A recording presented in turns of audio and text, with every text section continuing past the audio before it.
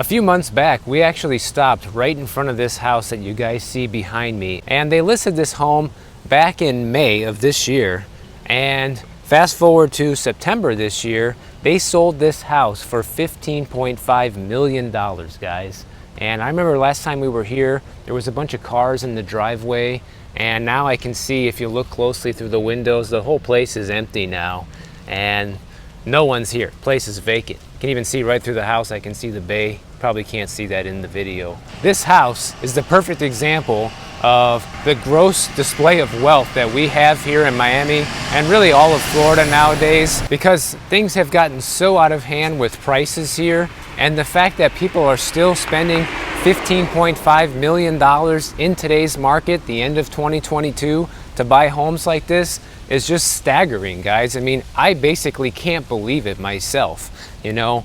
But then again, when you have that much money to spend on real estate, I suppose it really doesn't matter what's happening in the economy or what's going on with interest rates or anything like that. Chances are they probably paid cash for the place, and it was just yet another deal that people like that can do. But it's just unbelievable the amount of money that people have here, and this is the reason why we have seen prices go up so much here in Florida, particularly over the past few years. You know, we had a ton of people move here from all over the place, all over the country, and then you got places like this that just go for ungodly amounts of money. I mean, the last time they tried to sell that house, guys, was back in 2016, and back then they were only asking $2.9 million, and it just sold for $15.5 million.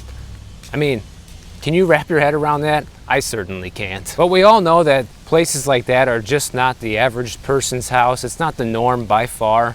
And when we look at what's happening in the normal housing market, probably you could say that would be houses anywhere between 200 and 500,000 for most people. The CEO of Redfin says that the housing market in 2023 is going to continue to fall. He thinks that the amount of sales is going to fall along with home prices, and that's kind of like the justification for the recent layoffs that they're doing over there. Because Redfin's CEO, they think that this housing downturn is easily going to last all of next year, guys, and I'm sure it will bleed into 2024 as well.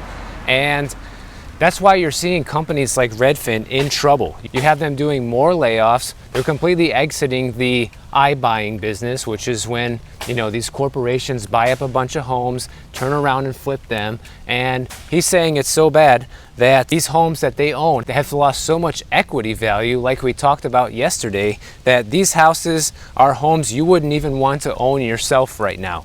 I mean, that's pretty bad. But hey, their losses are a drop in the bucket compared to companies like Opendoor. They're projected to lose $26 million this year, not including the overhead expenses for the properties. So even if you doubled that to $50 million, these guys are sitting quite a bit far ahead of companies like Opendoor and whatever happened to Zillow. But I think the big takeaway from this, when you see companies like Opendoor saying, yeah, we're done with buying homes and flipping right now, that's like a major sign to the masses that, you know, it's time to slow down, guys. And obviously people that buy $15 million homes don't have to play by the normal rules, but it's a sign for most people that wait this out a little bit longer, because we are starting to see more signs of the overall economy slowing down, even though some people say things are getting better, because we're seeing things like right now, it's getting tougher for the first time all year for people to get a credit card. That wasn't the case earlier in the year, but now it is, okay? And what's happening is, at a time when more people are relying on credit cards to pay the bills because inflation has the cost of everything skyrocketing, less people are able to get credit when they need it the most.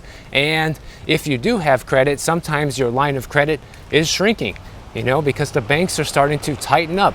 And be careful. According to a study from the Federal Reserve, about 19% of banks have started tightening their lending standards for credit card approval over the past 3 months. And when this same survey was done in the previous quarter, the second quarter of the year, 0 banks said that they were doing this. So now that the end of 2023 is approaching, we are finally starting to see banks starting to tighten up on lending standards, especially when it comes to giving people credit cards, guys. Yet another sign, just like Redfin doing layoffs in anticipation of a slower housing market, this is another indicator from the economy. Like, banks are saying, wait a minute, we should hold off on giving people credit because there's a high probability that they might not be able to pay us back right now. That's the mentality that's going on when you have banks tightening up credit out of nowhere. And they're saying that they want to see credit scores between 660 and 719 for them to even think about giving you a credit card. And if you're below that, the chances of you getting approved are pretty low right now. And if you do, guys, it's probably going to be for a very small credit limit, and the interest rates and penalties are going to be extremely high in the case of default or not being able to actually pay off the entire credit card. So this is why I've always been telling you guys, having good credit, having no debt is going to pay off, especially in hard times like this. And here we go, it's starting to come true. People who have good credit are being rewarded right now more than ever, versus people that don't have good credit. They're going to be suffering during this economic downturn.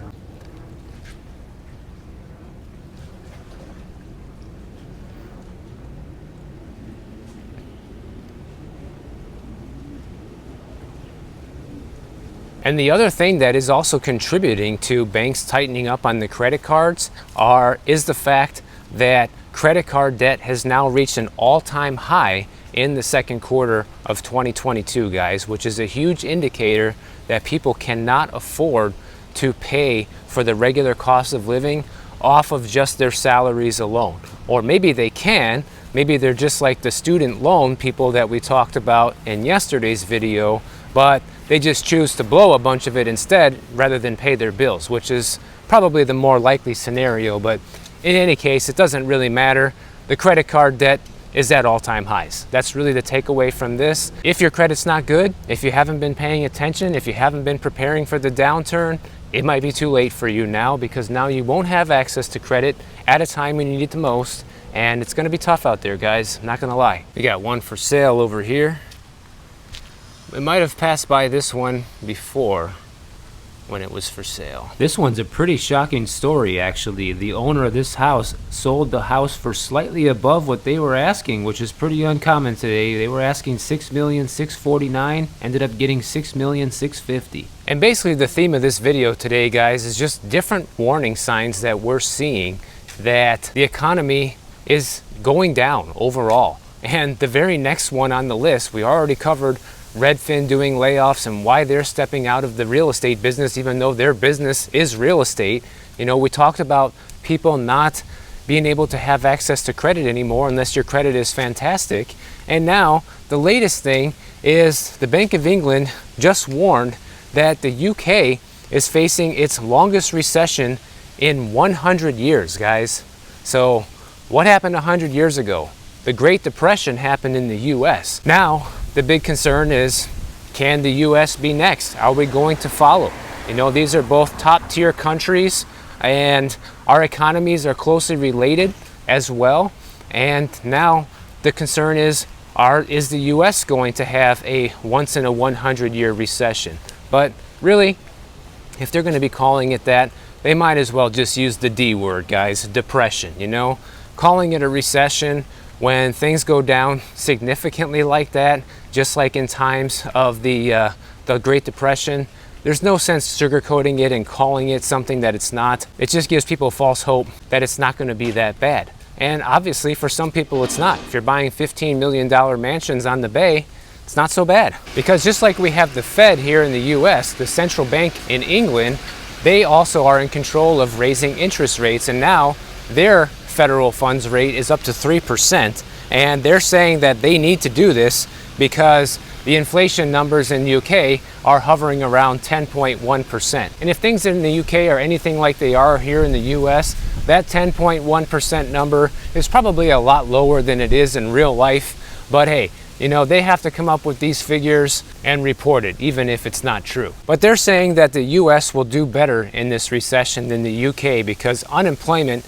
is still well below what it was during the last recession. But remember, guys, the Fed is actively trying to change that. You know, they look at CPI data when it comes to their increases, but they also are looking at unemployment, because it's pretty simple, guys, to understand that the more people that are earning a lot of money and have good jobs right now, the more inflation will persist because people can afford to spend money on expensive items and keep throwing money into the economy at a time when the Fed is trying to curb that. And that's one of the main reasons that they're coming after your job, and they're trying to kill inflation that way as well. They want the unemployment rate to go up, and they're not going to stop with these interest rate hikes until it does. Even if the CPI number starts going down, but unemployment is still too low, they're going to continue, guys. That's the plan right now. So that's one thing people are not realizing. Everyone sees the new inflation report and just celebrates, thinks, oh, you know, everything's finally going in reverse. This is going to get better. Well, it's only one piece of the puzzle, guys. And obviously we know that CPI numbers aren't very accurate anyways, especially when it comes to our daily lives. But this article talking about the recession says that the US is not going to suffer as badly as UK, mainly for three reasons. One, unemployment rate is still very low, which, like I said, the Fed is intent on changing that.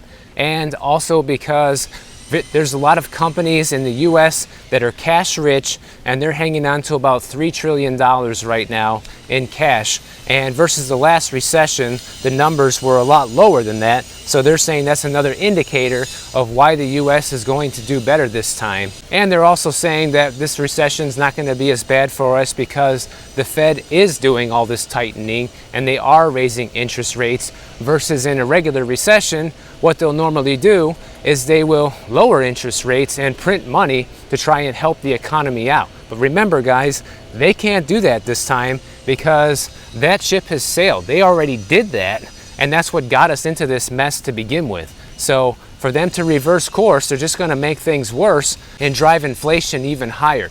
So the reason they're not doing that is because it's not an option. And that's why I think that these moves that they're making are going to crash the economy, because they have no choice. There's two choices. You can make it worse by crashing the economy and increasing rates, or you can make it worse by increasing inflation to the point where we probably hit hyperinflation and no one can afford anything. Both of those scenarios suck. They're not good, you know? But I think, and I think the Fed also believes this, that the lesser evil is to just tank the markets, have asset prices come back down to earth, and curb inflation back to a more reasonable rate. Obviously their goal is 2%, and once they get there, then they can start looking at turning things around. Check this out, guys. We got so much rain from Nicole, and we didn't get any rain yesterday, so this is already 2 days ago, and we still have flooding over here on the golf course. Still lots of standing water. The mosquitoes over here must be lovely at nighttime. And while we're talking about inflation, there was a pretty funny article out today talking about how Thanksgiving this year could be actually cheaper to eat out and go to a restaurant than it would be to buy all of the supplies that you would actually need to make Thanksgiving dinner at home, which I don't know if this has ever happened before, but it's just kind of funny because it breaks that typical rule that eating out is more expensive than eating at home. And according to this article, turkey prices are up 17% year over year, and in the fourth quarter, it's expected to go up by 23%. And according to this report, other key ingredients for making Thanksgiving dishes like butter and eggs, those are up 43%, 34%, flour's up 25%. So all these ingredients that people need in order to make Thanksgiving favorites cost quite a bit more now, guys. But remember, inflation's only 7.7%. So that's always important to keep in mind. And when you're looking at, a lot of these food prices going up by 25 to 40%, the cost of dining out rose 8.6% year over year. So now it's actually cheaper to eat out in some cases versus buying these key ingredients in order to have Thanksgiving at home, which is pretty funny. They're saying what is considered a luxury experience is more of a value experience this year. That's how upside down the world is right now, when it's cheaper to go out and have Thanksgiving out than to eat it at home. One for sale. Wow, this one sold in February 2020 for only $650,000. They remodeled the entire place and now they're asking $2,350,000. Now, I've personally always eaten out for Thanksgiving ever since I moved to Miami, and I don't have my family here to go to anyone's house anymore. But that's just more out of practical reasons, because it's just easier, you know, to spend $25, $30 on a plate for a nice hearty Thanksgiving meal is totally worth it, you know, when you don't feel like going through the whole effort to cook this entire meal for 2 people at home. So for us, it makes more sense to just eat out for Thanksgiving. And I look forward to it every year, guys, because I love Thanksgiving dinner. I love when they put together the actual meals at the restaurant, and all you got to do is pick it up and come home and eat it. But the funny thing is, for the people who are still looking at making Thanksgiving at home, here's some of the things that they're saying they're going to do to save some money this year. They're saying that having turkey is non-negotiable. So even though turkey prices are up, doesn't matter. We got to have the turkey, guys. So that's the first thing. Turkey is crucial. But instead, they're going to be buying frozen turkeys earlier in the season and looking at serving smaller quantities or fewer side dishes, as well as they're going to be cutting costs on food throughout the month to afford the actual Thanksgiving feast. So the grocery budget for the month is going to have to fall by the wayside so we can all have Thanksgiving dinner. In another survey, this is the funniest one. They said that 42% of hosts, if you are hosting a Thanksgiving dinner, plan to ask guests to contribute cash to help cover costs. So just remember, guys, if you get invited to grandma's Thanksgiving or a friend's Friendsgiving, whatever you call it, just remember to hit the tip jar on the way out, because people are probably going to be expecting that this year. So this year's Thanksgiving is going to be thanks for giving the tip. If you guys enjoyed this video and you want to see more like it, hit the bell notification down below. YouTube will send you an alert every time I publish a new video. And if you don't want to wait for that, check out yesterday's video on the screen right over here, and I'll see you in the next one.